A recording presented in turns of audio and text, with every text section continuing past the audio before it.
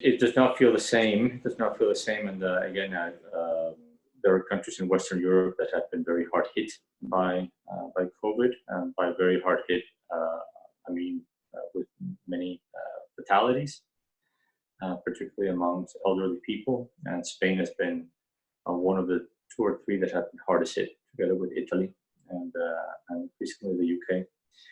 So being in a country that was being hit very hard for a few months, and sort of feeling that this is happening around you, even if you had all the right measures in your home and doing all the right things, it was very sad. It was actually very, very sad and very painful to see this tragedy unfolding, and to a large extent, because in that particular case, in the case of Spain and to some extent also the UK, just because the government just was slow to react and reacted very slow and with a set of measures that was incomplete and poorly executed.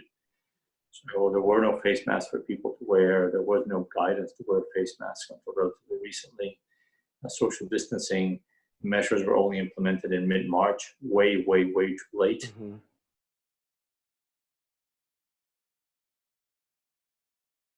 It's just how the companies operate internally. So no one thought you could operate a business with your employees working from home for a protracted period of time. People thought that was not going to work. Mm-hmm. People thought things would break down, that social bonds mattered a great deal and were established physically. People that operating in teams in a physical context was essential to the work. That meeting and discussing things together mattered a great deal. It turns out that many of these theories or beliefs have been a bit debunked over the last few months, as companies have found that not only can they operate with their professionals working from home, but that they actually have a productivity increase. That you actually get more done, not less, but more. And of course, that's partly because of a blurring of the personal time with professional time, where a normal day right now is an endless sort of sequence of Zoom meetings and other online platform meetings, and it's very hard to sort of distinguish between personal and professional life in that context, because you are essentially always available. So it's partly that productivity increase, partly the blurring of the personal professional lives, but also the fact that there's no waste. You actually go from one meeting to the next. There's no travel time. Mm-hmm. In my case, in my profession, that's very important. I used to travel all the time, every single week to multiple countries to do what I do. And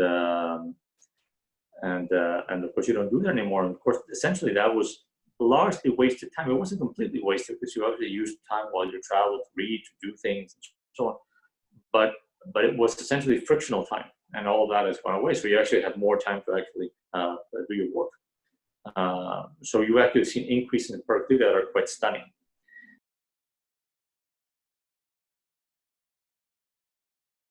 Yeah, so by way of context, so I have worked at McKinsey for the last 33 years, so a very long time. And by definition, I chose to lead a very global professional life. So I've always traveled around the globe, and I've had many global roles within McKinsey, which is obviously a very global institution, probably one of the most global institutions there is in any sector. And so my life has actually been a whirlwind of trips and visits and meetings around the world with people, and and I actually got enormous enjoyment and professional richness from that, and that has obviously gone to a complete stop. I actually was traveling until March 12th, which is, I think, much later than many others. I was actually traveling to Southeast Asia, and also parts of Europe. I was in the UK until March 12th. Mm-hmm.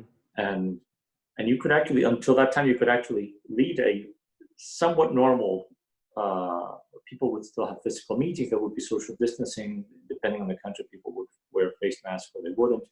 But you could actually have meetings and so on. Essentially from that, more or less from that time on, that stopped. And so it's been now 4 months of largely non-physical meetings. Of course, there are countries that have come back to this, places like Sweden, parts of China, Korea, and a few other places, but they are the exceptions. They are the exceptions, and of course, travel between countries has become very, very difficult.